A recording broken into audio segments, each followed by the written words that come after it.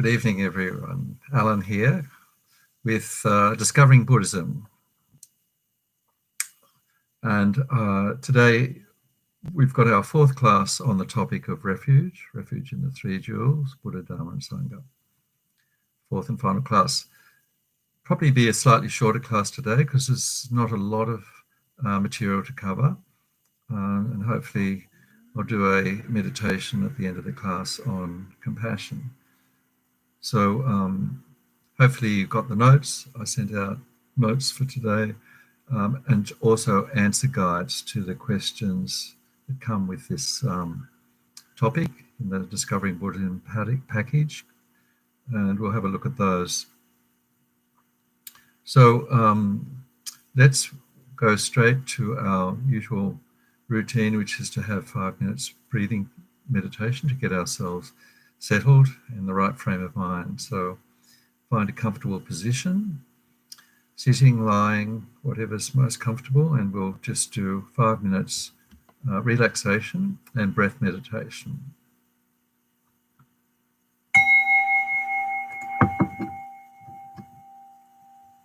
Hello, Julia.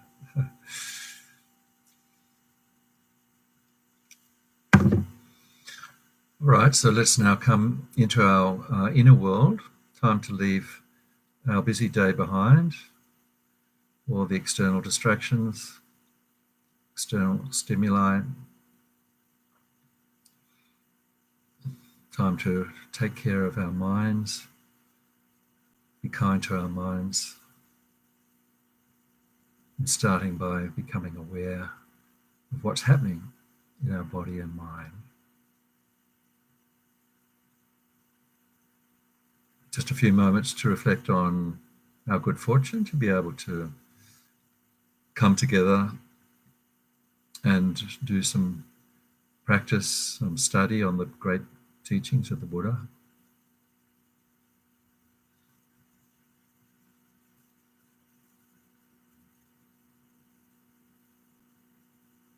Remember, we're doing our practice not just for our own benefit, but for the benefit of all other beings, those around us, and ultimately all other beings.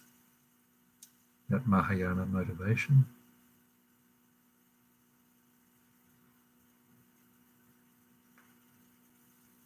Now just coming into our body, just checking we're comfortable, evenly balanced on the floor or the chair.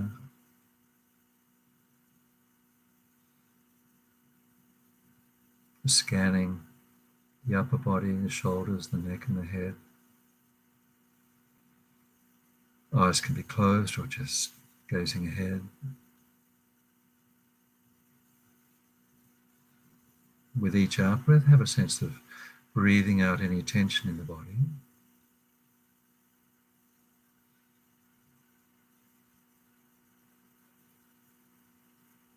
And breathing out any tension in the mind, any busyness, distractions. Letting all that go, time to let go.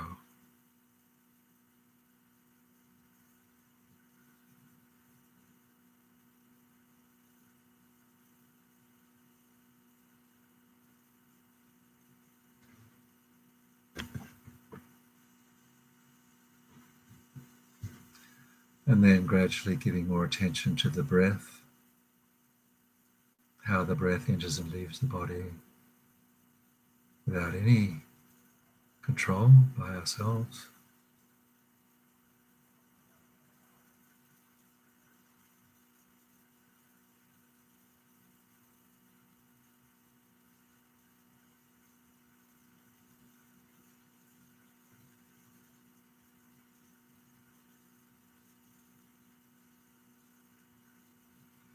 Allowing ourselves to let go of all the distractions, the thoughts, the having to be, having to do.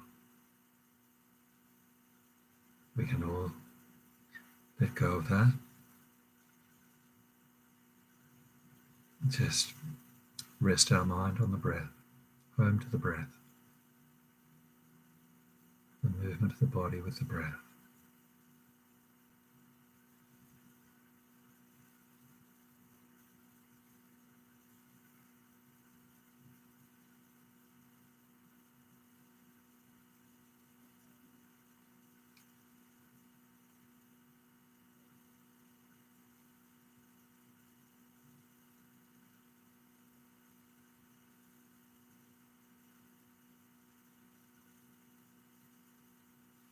remembering to just check now and again to see what we're doing. Are we still with the breath, or have we wandered off? That's called introspection.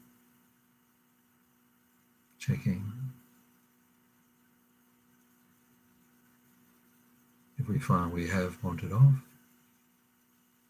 don't worry, just a thought, we noticed. Patiently come back to the breath.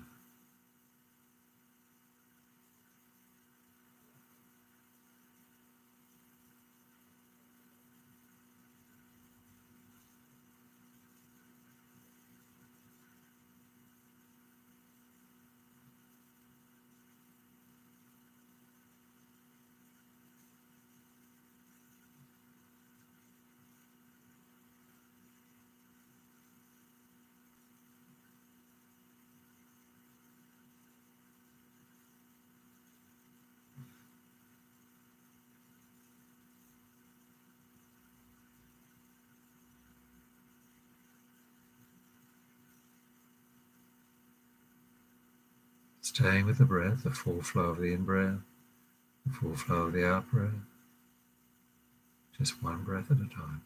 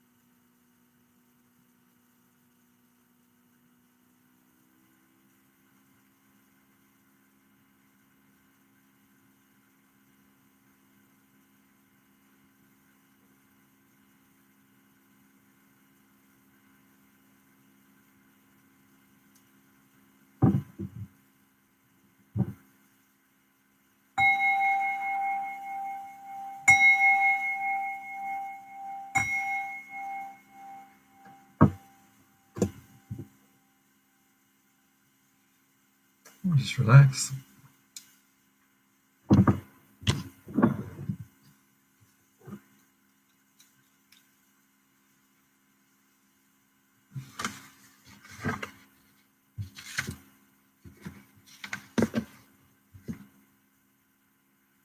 So I've got on the notes to review what we're doing, what we did last week.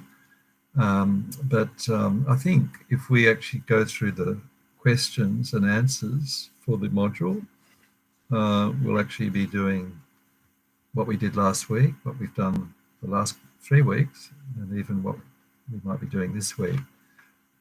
So I think we can just go straight to the questions and answers, which hopefully you've got. The headings, Refuge in the Three Jewels, Answer Key, they call it the Answer Key. But these are just the suggested answers that the Discovering Buddhism writers who put the course together are suggesting, not set in stone. There's always different possible answers for Dharma questions. There was another list of questions called Questions for Small Group Discussions and Presentations. I think I sent that out last week. So we won't be going through those. There are 12 questions there. There are no provided answers for those, but they're more personal questions that just asking you to think about things like how refuge relates to your own mind, how refuge might change your life if you are thinking of taking refuge. So, so they're really just for your own study at home and contemplation. So the first question, what are the two causes of taking refuge? The two causes. So this is kind of simple answer they've got there. The first one is fear. Actually, you can put them both in two words, fear and faith. Fear of suffering that we might be causing ourselves by not looking after our mind. When we think, we study the Dharma, we study Buddhism, and we realize things like cause and effect. Everything we do, say, and speak and think is going to have either a positive or negative effect on our lives in this life or future lives. So we're going to have to, everything has a cause and an effect. That's the truth of karma, teachings on karma. So, so then this is just one level of causal refuge, and it's if you look further down, they actually give additional answers to each of these A and B causal refuge, fear and faith. So a bit more about the fear. This is just the what would they call the first level of practitioner, the practitioner who practices Dharma, practices spiritual development because they certainly don't want to suffer. They don't want to suffer either in this life or next life. So particularly the Dharma aspect is not wanting to suffer in future lives, knowing that we may not always end up with a perfect human rebirth, the situation we've got now. Even if we do, there are still inadequacies with the human body, the human rebirth. But being aware that of the truth of karma, cause and effect, means that we have to watch our actions. So this is the entry-level practitioner, what Robina would call primary school. She equates it as like primary, high school and university.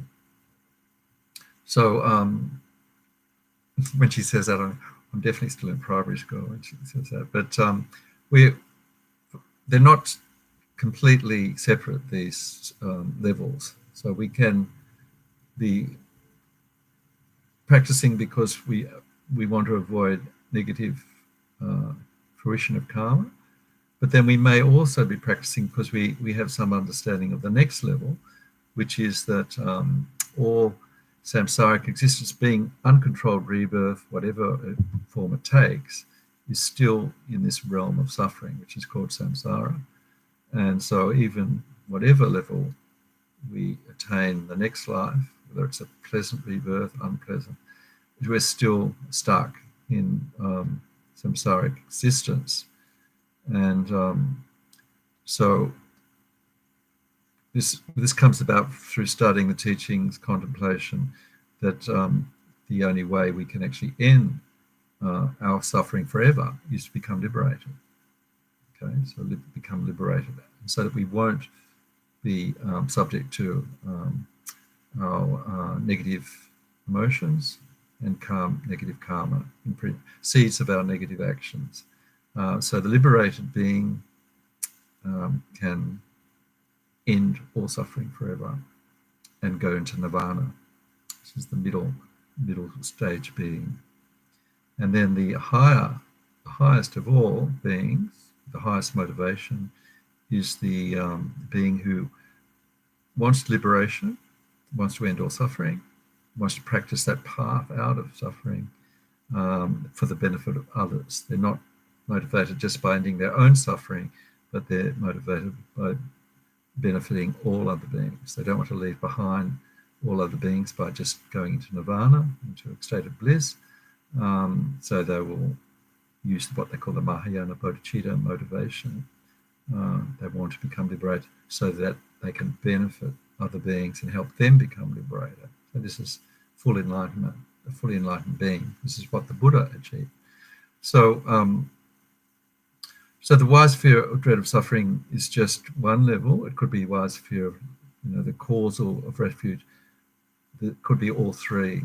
Don't want unfavorable birth, would like to end all suffering forever, and in doing so would like to help other beings end their suffering. So these are the three levels of practice. We've mentioned this many times in different modules. So the second cause is how do we do that? What's the means? And this is the faith in the Buddha's teachings. Faith that the Buddha will lead, the Buddha by his example will lead us out of suffering and to full enlightenment. And we have some confidence that taking refuge in Buddha Dharma Sangha, the triple gem, will lead us on the right path out of all suffering forever. So just if you look down, there's a little, where it says add B, I'm not sure what add means, additional, I guess, additional answers. So we take refuge in the Buddha's mind. So we have some understanding of what Buddhahood means. We understand that it is possible, Buddha being the example, to free ourselves from all suffering. And so this is enlightened mind. So remember the Buddha, part of the Buddha's qualities is omniscient mind, means they have understanding of all existence, and they have unlimited compassion for all beings, and they also have unlimited understanding of what beings need to lead them out of their suffering and to help them. Each individual being, each individual having special needs. So the second one is the teachings. We also take refuge in the teachings are the way to achieve Buddhahood. The ultimate goal is Buddhahood. The teachings are the way we get there, the bridge. And so the teachings can mean the actual Dharma teachings, the sutras, the teachings we get from our geshis and qualified teachers at centres, teachings by great beings like His Holiness the Dalai Lama, Lama Zopa, Lama Yeshe, masters, Buddhist masters. So their teachings, Lama Tsongkhapa, Nagarjuna, their teachings are the Dharma, the perfect teachings which has the complete path to enlightenment without anything missing. As Lama Zopa always emphasises, the Buddha Dharma has nothing missing. Tibetan Mahayana Dharma has nothing missing. It has the complete path to enlightenment. And so I thought I'd just read you something that I came across by Lama Yeshe on refuge. It's very succinct, quite short, from the little book that I often use for drop-in meditation. It's called When the Chocolate Runs Out. The chocolate runs out. These are just quotations from various teachings by Lama Yeshe. And this quotation comes from when he was talking about refuge. And he's talking about refuge in the Buddha, what it means. And he says there are three ways to take refuge in the Buddha. The first one is outer refuge. The Buddha in whom we take refuge is someone other than ourselves, a person who has attained enlightenment, an enlightened being such as Shakyamuni Buddha, the historical Buddha. So there's that historical Buddha teaches us, who came to earth 2,500 years ago and has left behind all the Dharma, the teaching, is the outer refuge. The inner refuge is taking refuge in the Buddha you yourself will become. Our Buddha potential and our the fruition of our practice. So that's the result. We look at the outside Buddha. He obtained Buddhahood from an ordinary being. We're an ordinary being, so we can obtain the same. So we take refuge in that possibility that the Buddha we will become. Lama Yeshe will become, not might, but will. This third one, the secret refuge, is the third way of taking refuge. This way of taking refuge is the most difficult, says Lama Yeshe. You have to recognize that your nervous system is pervaded by blissful energy instead of the usual ridiculous energy of gravitational attachment to sense pleasures, and you take refuge in that. So this is actually the tantric level, taking refuge, blissful energy. Excuse me. If you do not know how to take refuge properly, whatever meditation you do will be like snow on the road, which looks very impressive as it falls, but quickly disappears. Good analogy, snow on the road. So that's Lama Yeshe's very profound and succinct teaching on the three levels of refuge: outer, inner, and secret. So that we can just sort of supplement the answer guide with that. So then he's talking about, so this can relate to the second part, halfway down the answer key page. So now on the Dharma, taking refuge in the Dharma, the teachings, this is what Lama Yeshe said. Taking refuge in the Buddha's teachings, the Dharma, is not simply reciting prayers. You can take verbal refuge in English, Tibetan, or Sanskrit, or you can do it silently, but the main thing is what is happening in your mind. If you have deep devotion, continuous understanding of the everlasting, blissful, transcendental wisdom that is your ultimate goal, with the joy of constantly striving to discover it in your heart, there is no time that you are not taking refuge. Just repeat it. If you have deep devotion, continuous understanding that the everlasting, blissful, transcendental wisdom is your ultimate goal, with the joy of constantly striving to discover it in your heart, there's no time you're not taking refuge. If you don't have this understanding, even though you say the words 1,000,000 times, nothing happens, he says. So let's now move to the second question. Write about the benefits for taking refuge from your own understanding. So basically, I don't think you need to go through this in great detail, because if you've had a go at these, you'll have your own answers. Just to have a quick look at what they suggest. Becoming an inner being. I think we looked at this last week, or it's also on the list this week, I think. An inner being means we're looking at our inner world. We're more interested in our mind, which is our inner world, than the outer world, or the destructive distractions of the sensory world. So becoming an inner being, and that also involves taking responsibility for our situation, taking responsibility, not blaming the outside things, the parents, the job, the other being, the people who's annoying us. So Rabina covered this very well in her teachings at the weekend, if you're lucky enough to watch her at the happiness conference. This ordinary tendency to blame things that outside when things go wrong. So the inner being is starting to take responsibility for what's happening in their life by taking responsibility for their minds. So we start working with our negative minds. We can actually start to subdue negative thoughts as we become more mindful. We can actually see how harmful anger is, for example, how harmful attachment is, impatience. And so we start to sort of take responsibility and steps to check our tendencies to react negatively. And so all this involves the law of cause and effect, that positive actions, positive results, negative action, negative results.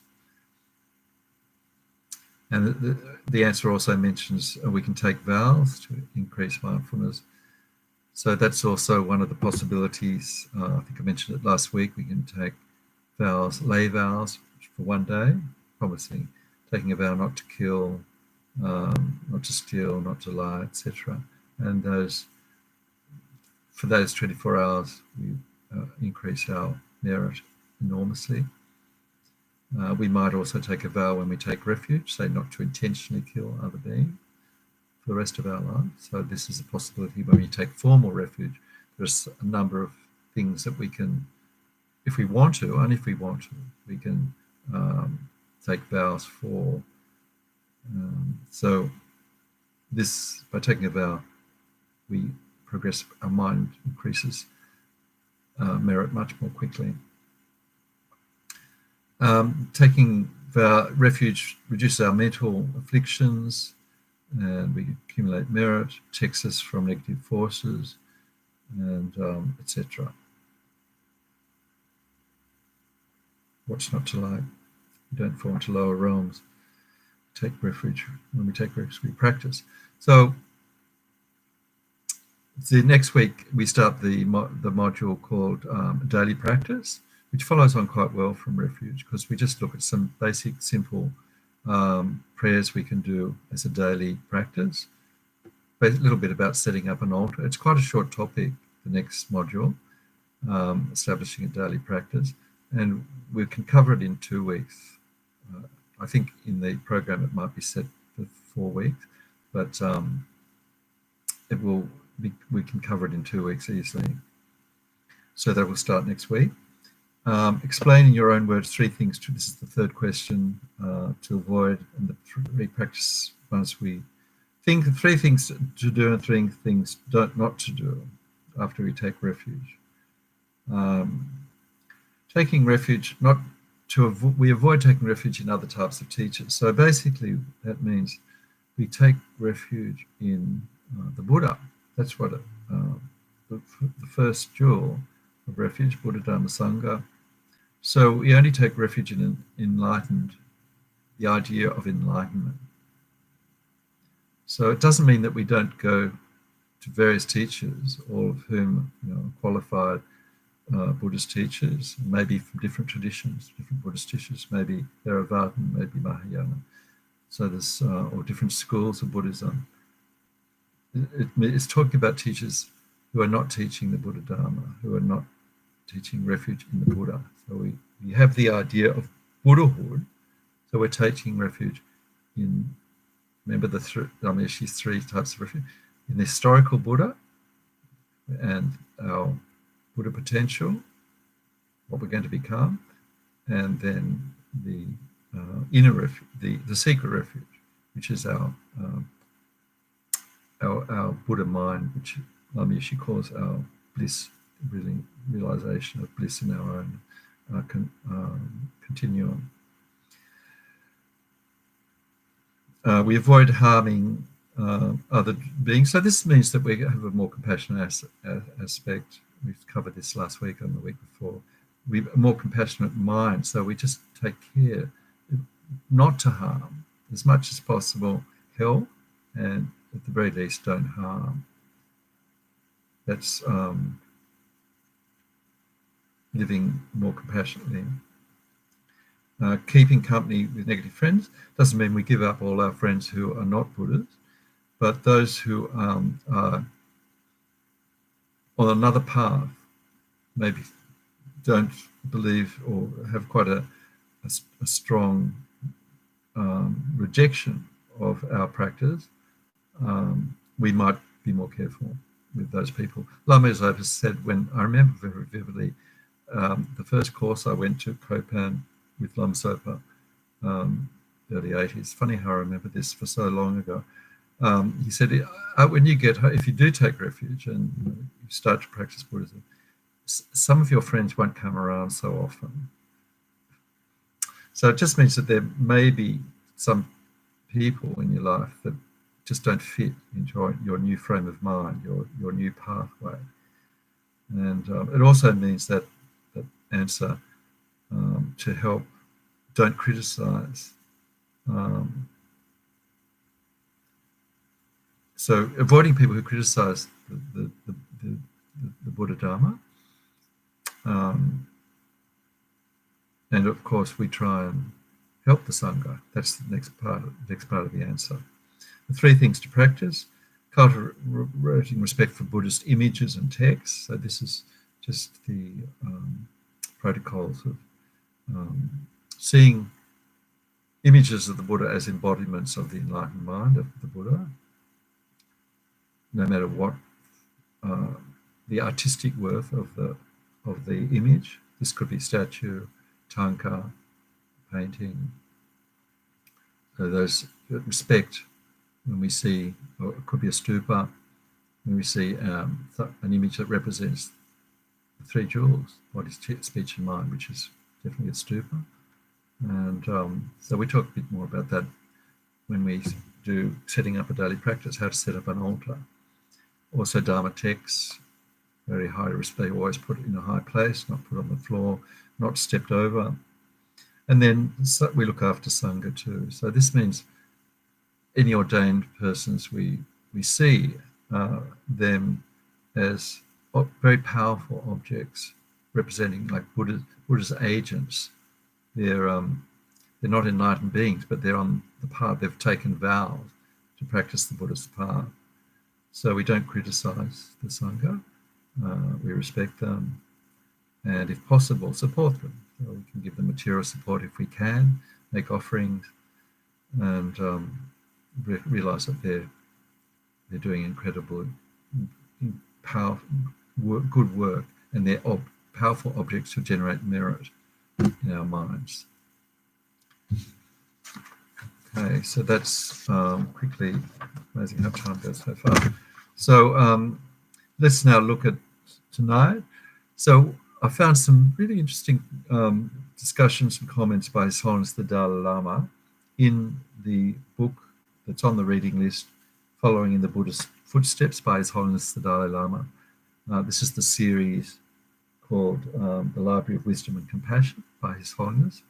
This is 4 or 5 volumes out so far. I think this is volume 4.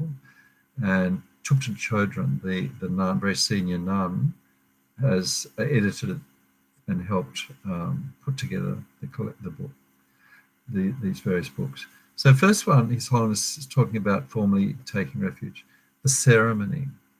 Now at VI, we have Geshe Samten very kindly gives refuge at least once a year, and I think usually, probably pre-pandemic, it was twice a year. May not have done it this year because of the pandemic, but there is that opportunity to take a formal refuge during a refuge ceremony, either at our centre or somewhere else.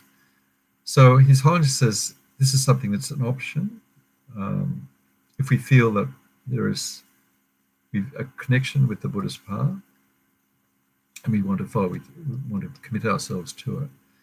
But he stresses that it's not necessary to do the formal refuge ceremony to become Buddhist. It's just really for our own benefit, to show ourselves, perhaps, that we're committed.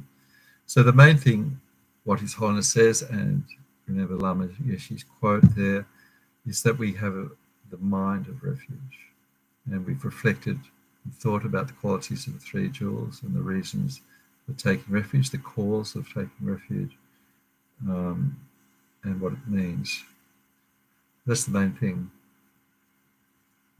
And it could, I think I mentioned that I didn't take refuge for probably so many years after meeting Buddha Dharma, after going to Kopan, and I can't even remember the exact time I took it. So it can be a slow process. I certainly feel as though mentally I've taken refuge now and for many years. But it can be slow, and the main thing is to just take refuge if you want to. The formal ceremony and the informal ceremony too can be quite slow to, which is the next point. What if we're not completely convinced by all the Buddhist teachings? There's a few things we're not able to accept.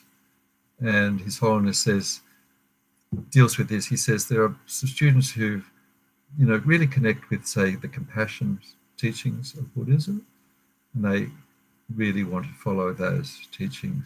But when they look at reincarnation, or they may look at the emptiness teachings, the wisdom teachings, that they don't feel there's a connection there. They haven't got that connection. They still doubt the truth of those teachings.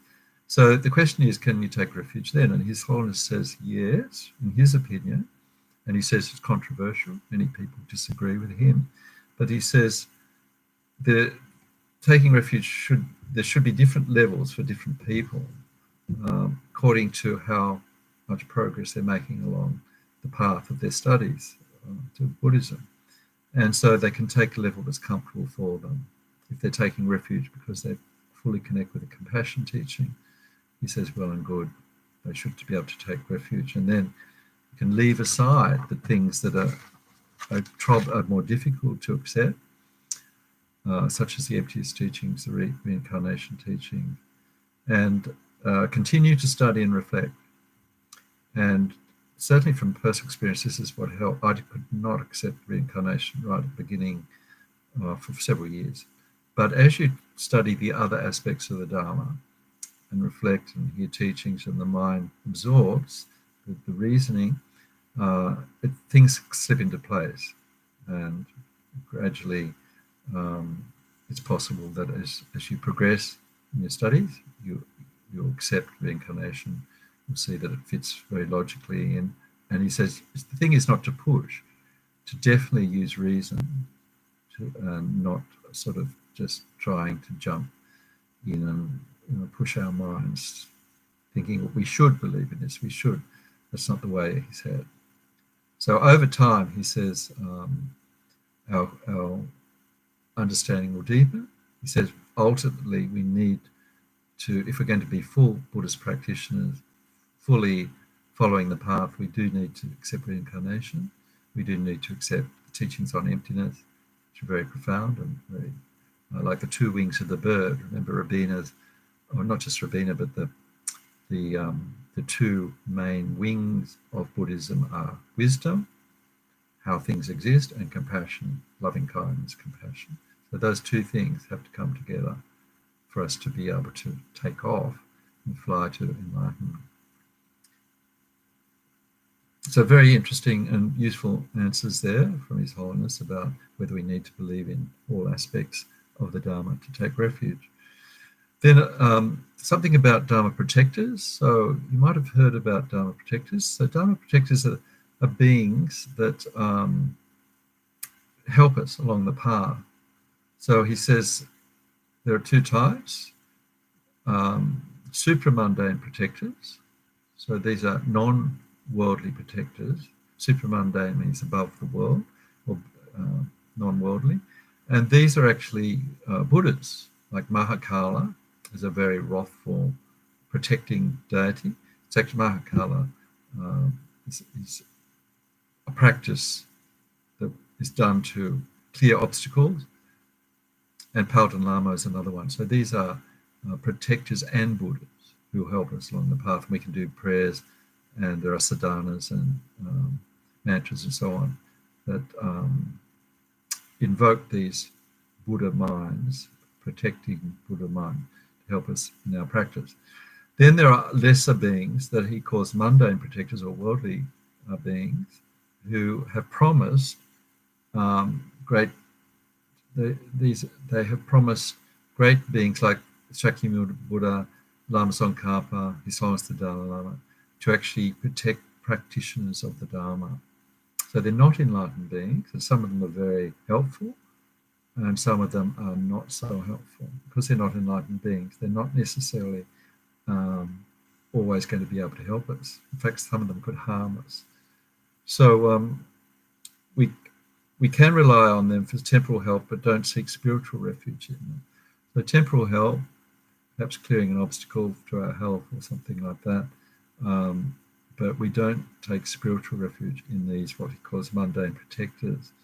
So if you want to go a bit deeper, His Holiness talks in the book, the reference of the book reference there, page 81 and 88. He talks about a particular protector who's been in the news the last 10 or so years, called Shukden, who is a harmful protector. So His Holiness has made it very clear that people should not follow this particular practice called Shukden, also called Dogyal, D-O-L-G-Y-A-L. So it's quite a complex situation and topic. If you want to go deeper, I suggest you go to His Holiness the Dalai Lama's website, where they have some section there dealing with how dangerous, how people should not practice this particular protector. This being is not an enlightened being and can actually harm practitioners. So he's made it very clear that if you follow His Holiness the Dalai Lama's teaching, you shouldn't do this particular practice. And he does say that some practitioners or Buddhist students are only really interested in praying to Buddha for worldly success, to pass exams, to win the lottery, or to have a good marriage, all the mundane sort of success things that we'd probably call the 8 worldly dharmas. And he says this is not Buddhist teachings. Okay, well, this is very sad if this is the way Buddhism is practiced. And so the problem is doing this is relying on an external being, which is contrary to the Buddhist teaching, that there is an external being out there that's going to actually save it. He says rather than taking responsibility in our own minds, becoming an inner being taking refuge, and becoming our own therapist. As Lama Yeshe says, we need to take responsibility, become our own therapist, and work through our own liberation, not calling on some outside being to help us. So for worldly success, for worldly things, we can call on outside Buddha to help us with our practice and our spiritual development, of course. So these interesting points by His Holiness. Then I've just summarised some of the final comments that Venerable Dundrup has made in his transcript. So you've all got that. I've put the page numbers there. Some of these we covered last week. So he says it's very good to help us remember the qualities of the Triple Gem to read Buddha's life stories. The stories of Buddha's previous lives before he was Shakyamuni Buddha are called the Jataka tales. You can actually buy books that have these, particularly, they seem to be orientated to children, but they're not necessarily for children, of the Buddha's previous life when he was a ordinary being, or he was a monkey at one stage. He was a prince where he gave his life to a starving tigress. So they're very, very interesting and inspiring stories about the Buddha's previous life. And Dondrup recommends we read those. There are also interesting stories about great practitioners like Milarepa, Lama Tsongkhapa, Lama Yeshe. His life story has just been published. A fantastic a couple of volumes about Lama Yeshe's life. Of course, he's very much alive in the 20th century. And His Holiness the Dalai Lama's life story, also very inspiring. So that's, if we're feeling that we don't want to do formal, say, Buddhist study, studying the Dharma in a very, maybe we're a bit tired, maybe before we're going to sleep, if we read these Buddhist life stories or stories of great masters, it can be incredibly inspiring, very uplifting. And then you can go deeper, he says, into looking into the Buddha's 18 unique qualities, 10 powers and so on, 10 stages of bodhisattva. But these are quite advanced teaching that you'll find in His Holiness the Dalai Lama's teachings. So plenty of references there in the reading list. Also by reading other books on Lamrim, such as Liberation in the Palm of Your Hand. Other things, he says, taking refuge in the morning 3 times, in the evening 3 times. So we'll talk about that a bit more next week when we're talking about a daily practice. Some of the prayers that are available, so many good prayers, where we just take a short prayer, short time in the morning to do a little bit of meditation, take refuge, and if we've got time in the afternoon, in the evening as well. Also, when we eat or drink, just making offering to the triple gem, Buddha, Dharma, Sangha, and reciting the three words Om Ah Hum. Om Ah Hum is actually the three Sanskrit syllables that we usually say to dedicate. We've got the food in front of us, and we think, I'm offering this now to Buddha, Dharma, Sangha. Om Ah Hum. That's actually the words we say when we actually mention giving the offering. One offering prayer that I always remember that Lama Yushi gave us at I think it was the first retreat I did in the 80s. He said, recite these words: may I and all sentient beings, in this and all future lives, always be able to make offerings to the triple gem. This and all future lives, always be offered. And then you think of Buddha, Dharma, Sangha and say the words Om Ah Hum. And then we can also say these three words: renunciation, bodhicitta, shunyata. So those three words are the three principles of the path. We're just reminding ourselves that the way to Buddhahood is through renunciation, bodhicitta, loving kindness, shunyata, wisdom, realizing emptiness. Those three principles of the path. And then another good thing to do is to just remember all the people and beings who have worked so hard to produce the food, and beings who have died, the insects and so on, animals who may have died, to people who have suffered to produce the food. So the other thing Dondrup says is always remember the triple gem. Don't forget when things are going really well, and we might be completely overwhelmed with success, then also remember the triple gem. Triple gem, Buddha, Dharma, Sangha are the cause of the success. And when things go badly, take refuge in the triple gem, to practice Buddha, Dharma, practice renunciation, bodhicitta, shunyata, the Buddha's teaching, to end our suffering.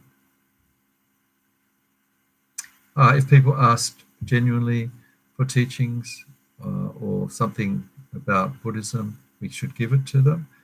Yes, in the old sort of formal, traditional way, the request has to be 3 times. So Dondrup mentions this: if we want to ask our teacher or guru for teachings on a particular part of the Dharma, we are supposed to ask 3 times to show that we're actually sincere.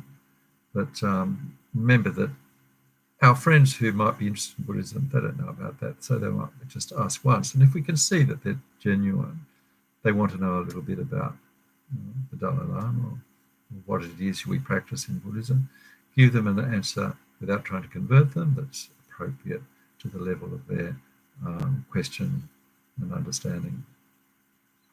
Never give up refuge is the last one.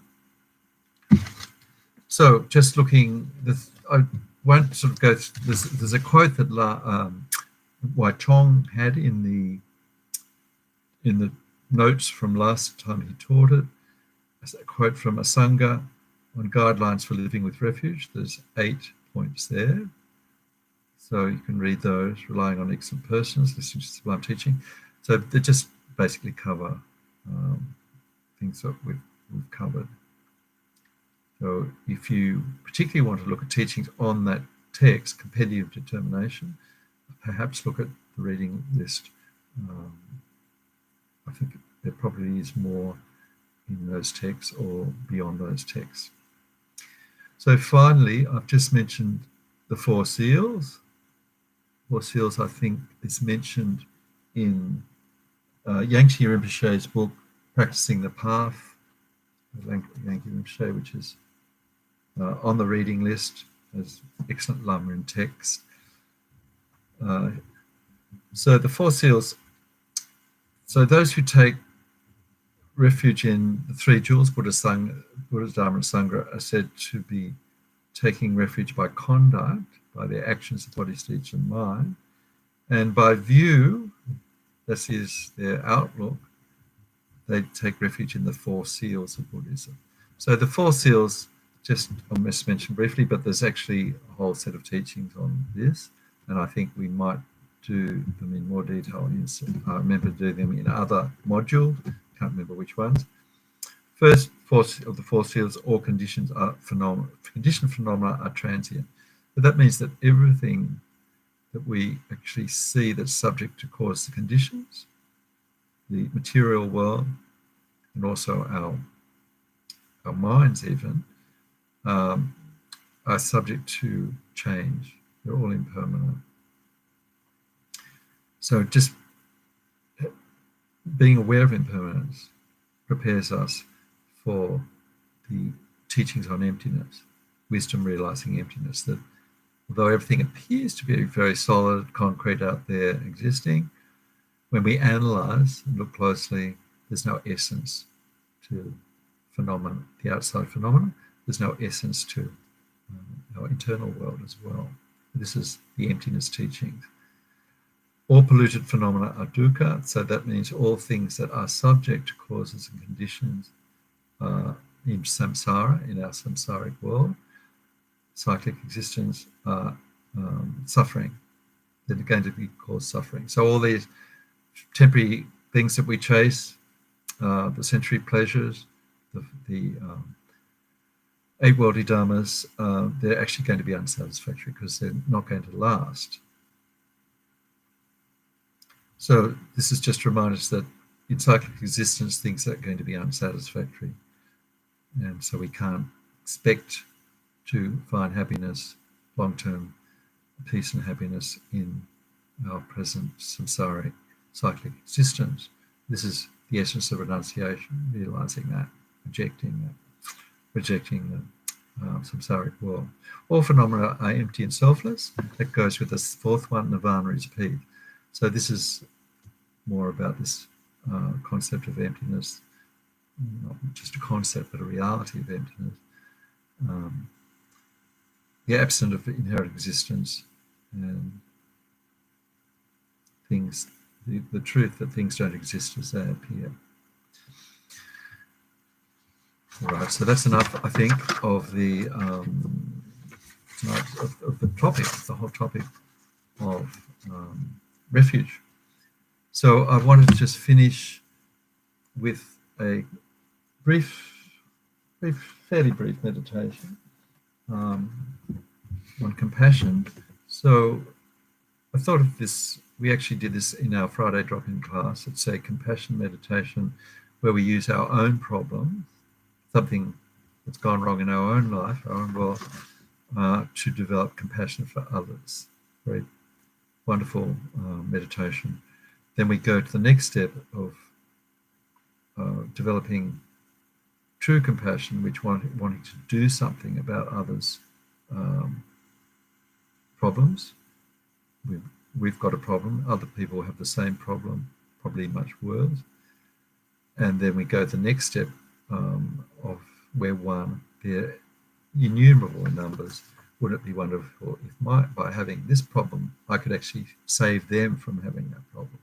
I could actually relieve them of their problem. So this is the compassion side of Mahayana Dharma, sometimes called the development of Bodhichitta. What we're trying to do is develop Bodhichitta, putting others before self.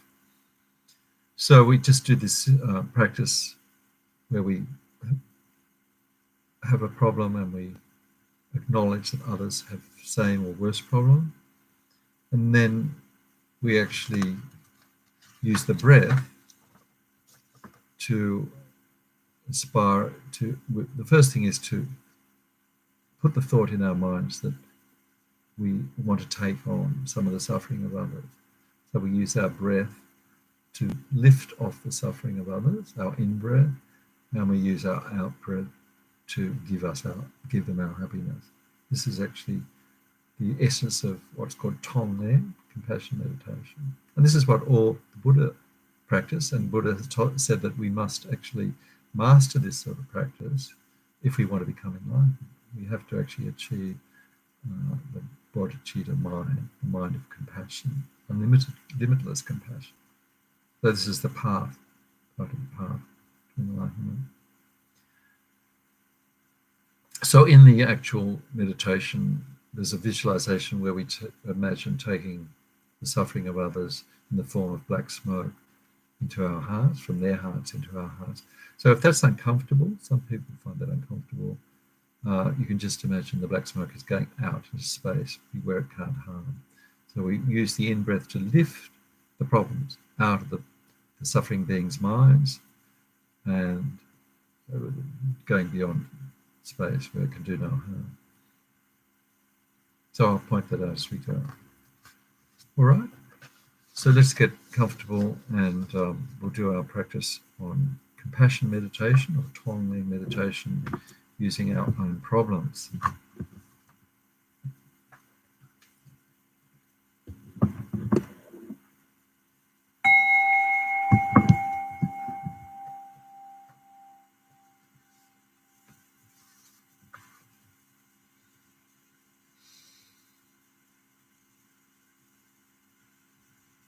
So we just now come into our inner world. Let's spend a few minutes just watching the breath to calm the mind.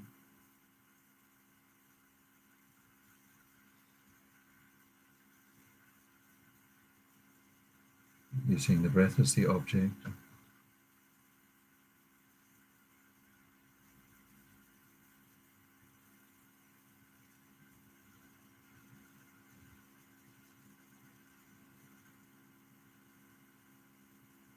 We can just begin practice of compassion meditation by thinking of the benefits of generating compassion.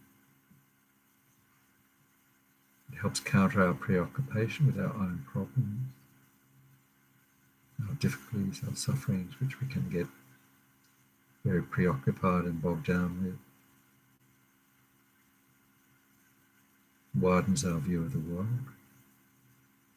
makes us realize that we don't, not just us with problems, but countless other beings.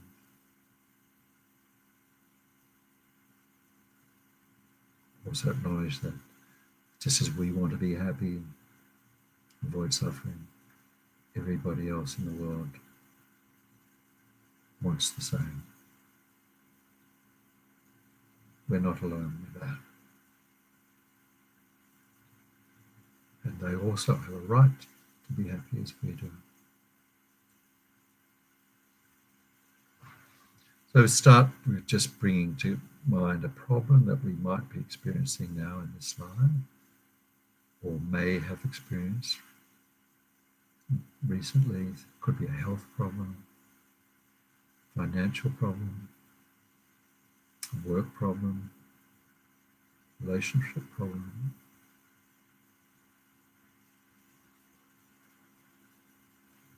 Perhaps we're just feeling anxious, depressed, worried, particularly at this time of the coronavirus pandemic, of how routines have been disturbed.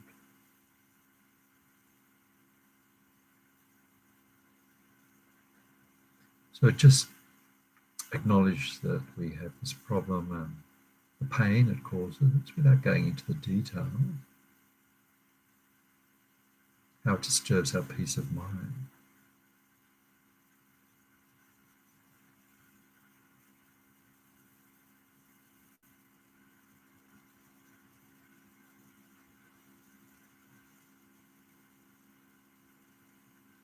Now the next thing, countless other beings also have the same problem. I am one, but there are countless other beings who have this particular problem.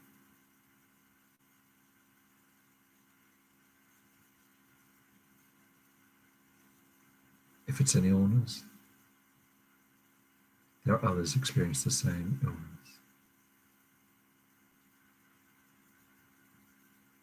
There are others who experience perhaps even worse illness.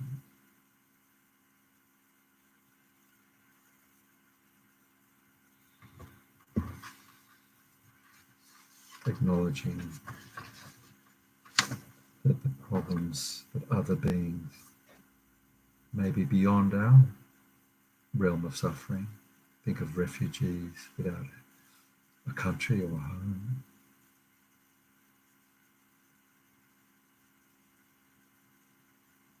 those suffering persecution, abuse of their human rights, particularly Hong Kong, the Middle East,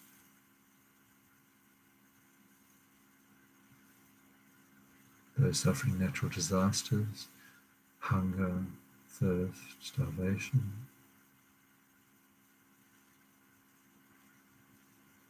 floods.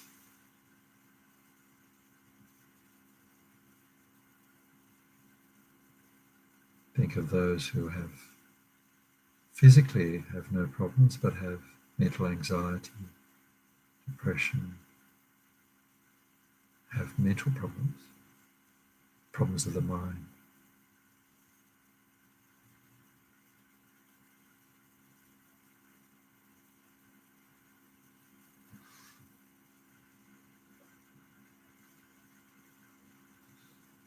Also acknowledge that all these other beings, like ourselves, want happiness. They want to be totally free of their problems, just like us.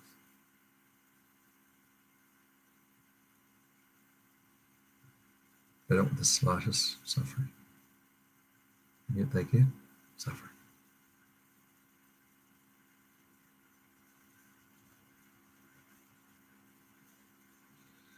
So the next step is to generate the thought in our minds of taking the problem that others are suffering, that we're suffering, from the others who are also suffering. Thinking, since I have to experience this problem anyway, this problem I have, if only by experiencing this problem myself, this would allow the others to not experience the problem. Just entertain that thought. May I experience this problem for them?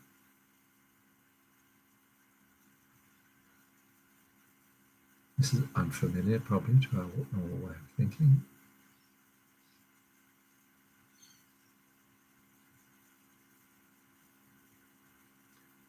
Imagine that by accepting their suffering of this problem,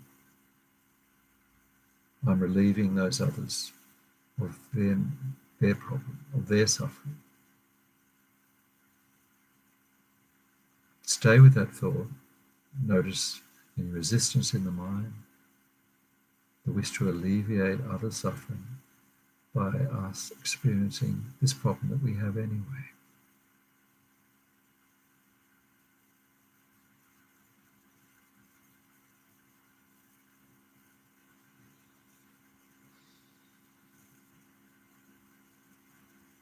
Now the next step, using the breath,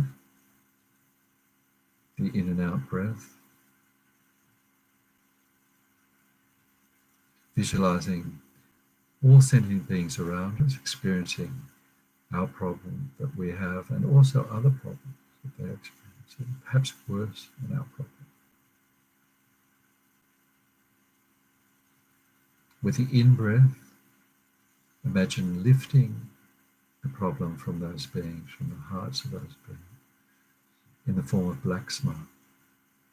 With each in-breath, lifting the problem out of the hearts of those beings, either bringing it into our hearts and destroying our selfish mind, our self-cherishing mind,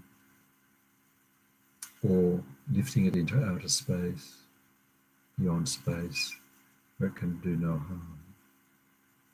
Whichever is the most comfortable, staying with the in-breath, lifting the problem from those beings with each in-breath.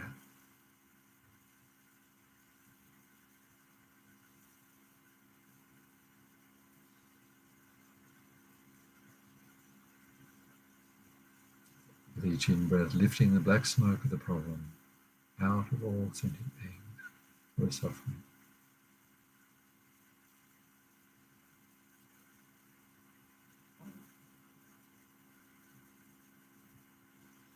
Just staying with that for a few moments.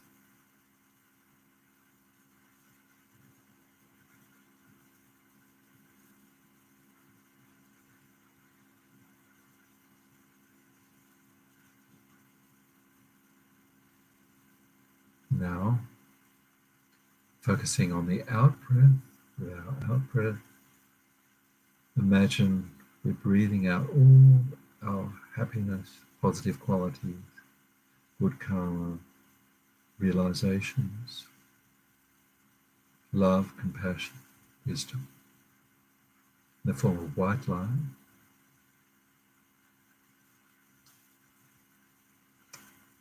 All our positive imprints on our mind, out as white light into the hearts of these beings, going straight to the hearts of the suffering beings, purifying and healing them of suffering and its causes. Staying with that,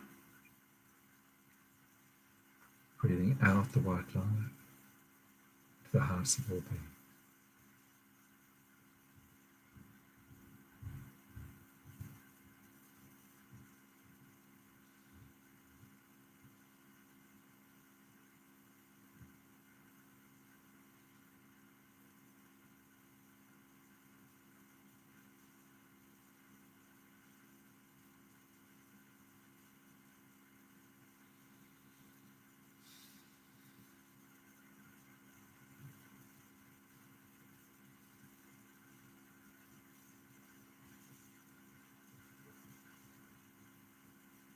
And if it's comfortable, we could alternate with each in and out breath, taking in the suffering with each in breath, breathing out our happiness with each out breath.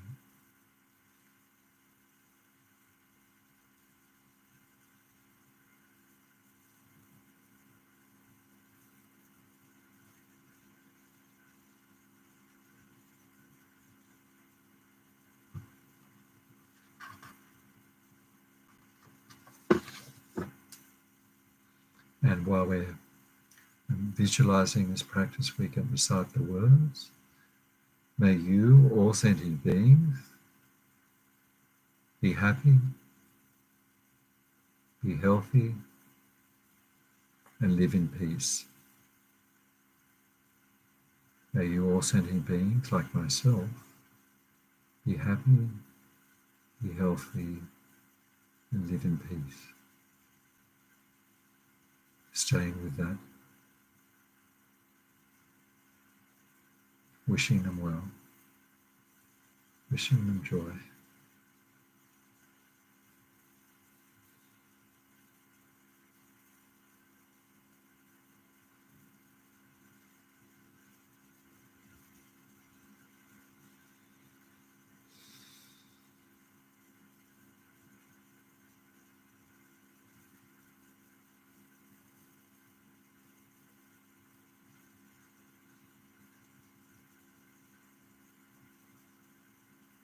May you, all you sentient beings like myself, have happiness, have good health, and live in peace.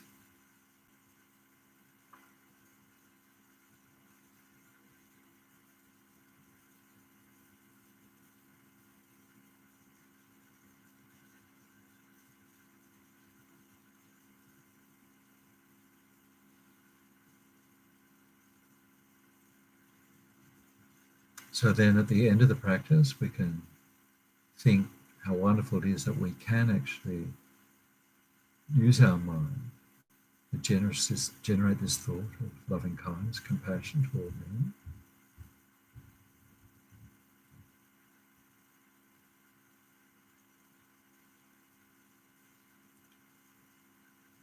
By doing this practice, we've purified our own body and mind.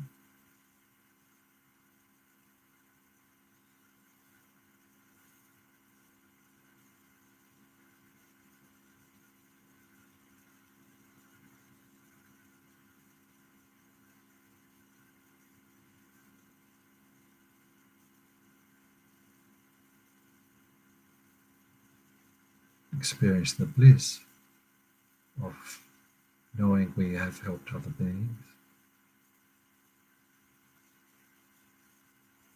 As Lama Zopa says, each time we do this practice, it helps us and all sentient beings to come closer to enlightenment.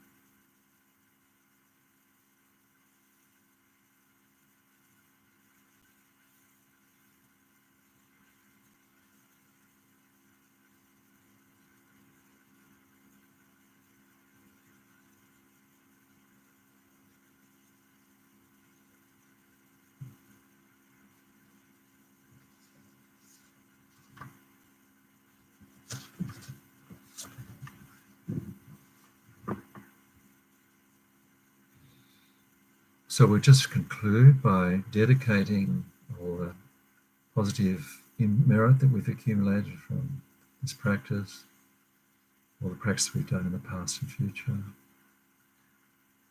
We'll use Lama Zopa's special dedication for this time of the pandemic, quoting, "However many sick, sentient beings there are, may they quickly be freed from all sickness.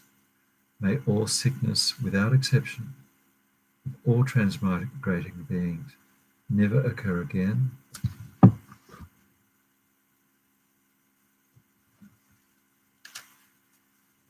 Due to the merits of the 3 times collected by me, all the numberless Buddhas, numberless sentient beings, may all wars, or sickness or famine, torture, poverty, and economic problems in the world,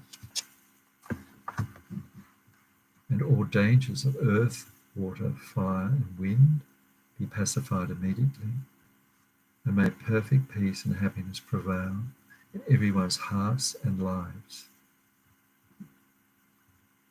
May the Buddha Dharma last for a long time, and may the sentient beings in the world meet this Buddha Dharma and achieve enlightenment as quickly as possible." Dedicating to that.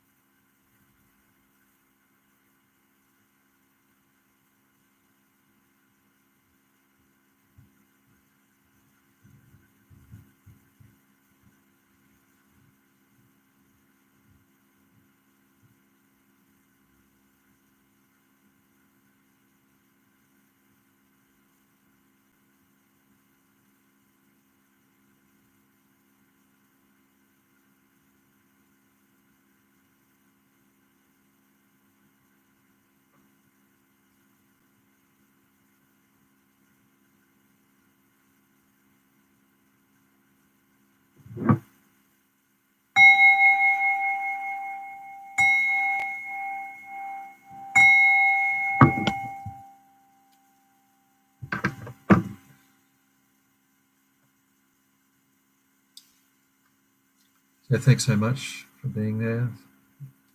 Have a wonderful night and a peaceful week. Stay well, and hope to see you next week for the next module, establishing a daily practice.